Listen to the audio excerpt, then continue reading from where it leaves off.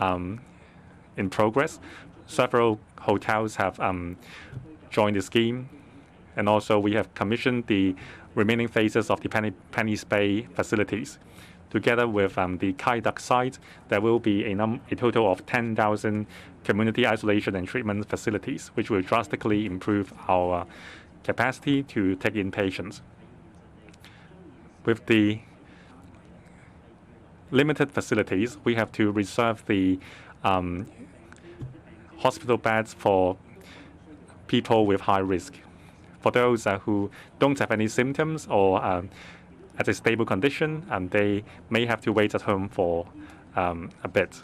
We are doing our best to send patients to hospitals and isolation facilities. For patients waiting at home with no or mild symptoms or preliminarily positive patients, we urge them to adopt infection control measures. First, you should separate with the family members and take your body temperature regularly. And you should pay attention to the updates and guidelines in terms of infection control on our website. On the thematic websites and the HA websites, you can have access to the most reliable information. For patients with no or mild symptoms, the government and the HA are offering appropriate treatments to them. While staying at home, you must pay close attention to your health. For people who have been vaccinated, usually the symptoms would be mild. If there is any change, you should call our hotline and make appointments at the designated clinics. We have prepared information package for these patients. The packages will be delivered to them via logistics companies. And also you can log on to our website for the latest information. The infectiousness of the patients would reduce over time, especially for those who have been vaccinated, and the risk posed to family members would reduce over time. For patients with mild symptoms, their health condition would improve gradually. To play safe, we recommend a rapid test on the 14th day at home. If it is negative, then we believe that the patient will have recovered and he can resume any normal activities. For family members and household members, according to the Stay Home Safe plan, they should undergo 14-day quarantine at home. The HAD the HAD is running a hotline to provide support. For patients who have yet to receive an information pack, please find the information online. Our team and our contractors will deliver the information packs to your doors as soon as possible. Because of the increase in the number of active cases, we need to continue to impose social distancing measures. Do avoid going out and unnecessary gatherings, including cross-household gathering. For those who are yet to receive a jab, please do so soon. If you need a third jab, then please get a third jab. Vaccines can effectively reduce the risk of complications and fatality, as well as the risk posed to your family members. To protect newborns, if there are no other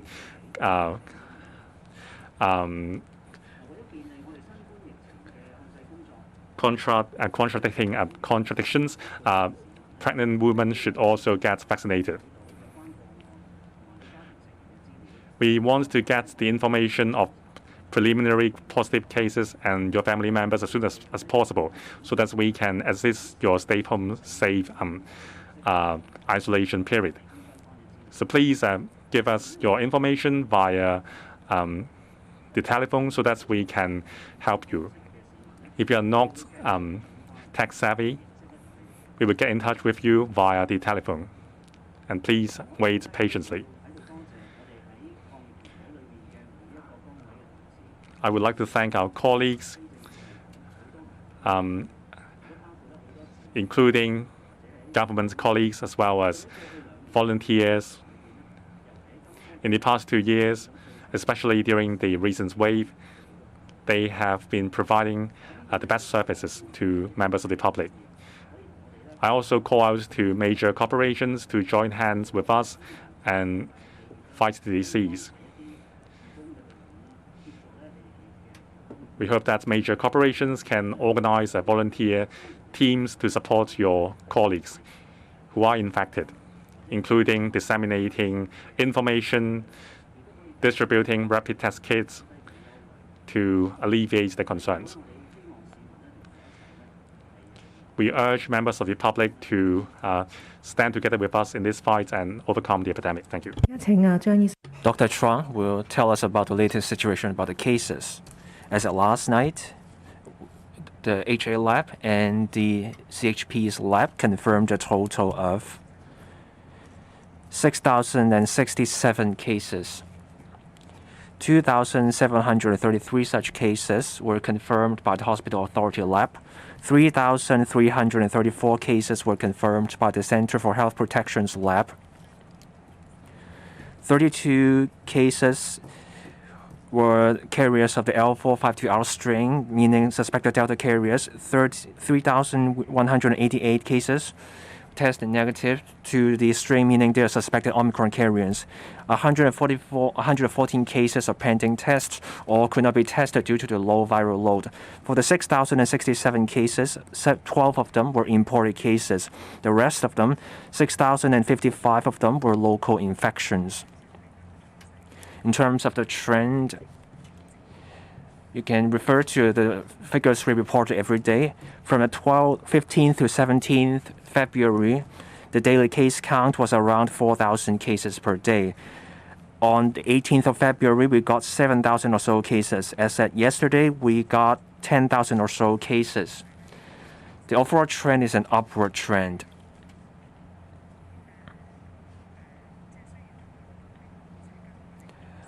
Social distancing restrictions have been put in place, and there may be a need for such measures to stay in place. For elderly care homes and care homes for the disabled, we have more than 240 such cases that have reported one or multiple infections involving residents or staff members. As of yesterday, at least 197 staff members and 672 residents have tested positive to either a PCR test or rapid antigen test. That's all from me for today. Over to Dr. Sarah Ho. Good afternoon, everyone. As of now, we have 3,701 patients testing positive or preliminary positive, receiving treatment at the Northland Hospital, Hong Kong Infection Control Center, the Hospital Authority Infectious Disease Center, and the Asia World Expo Community Treatment Facility. We have close to 2,300 patients staying at the Penny's Bay Community Isolation Treatment. More than 200 patients are staying at the Chun Wan Community Isolation Center facility. 14 patients have passed away. 227 patients were discharged upon recovery. At the isolation beds in the public hospitals, the occupancy rate is over 90%.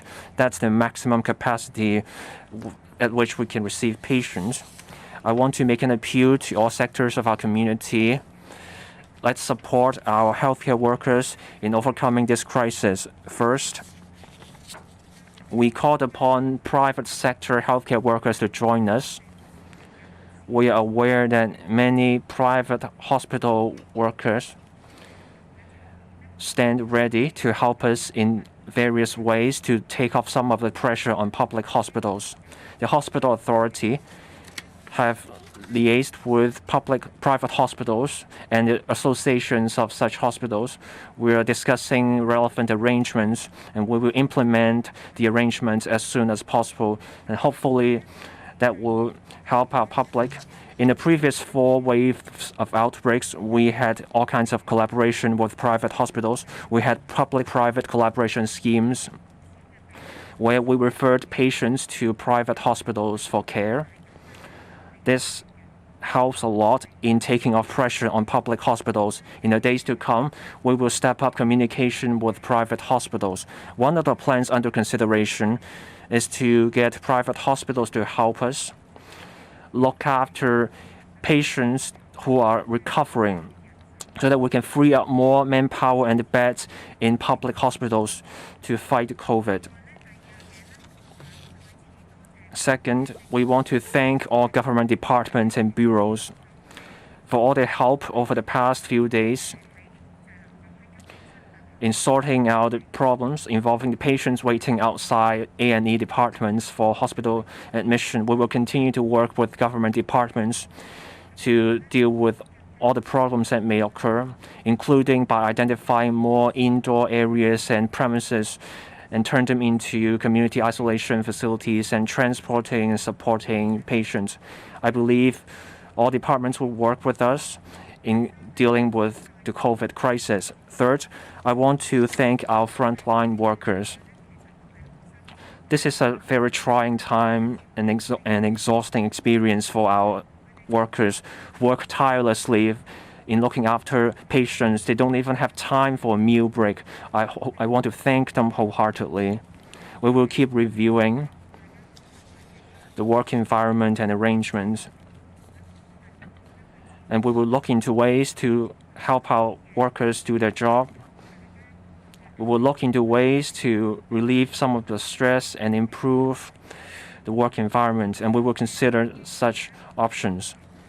I also want to take this opportunity to let patients waiting for hospital care know that I know you're waiting a long time before you can get to see a doctor. I know many people are upset, and it's hard for you. I understand there may be frustration, but please do not take it out on our workers. Our staff members work very hard to help you, but there is a surge of patients at hospitals. No matter how hard our staff workers work, some may be left disappointed. I call for mutual understanding on the part of the public so that our workers can focus on looking after patients. The floor is now open to questions. Before putting your questions, please tell us your media organization. Journalist at the back.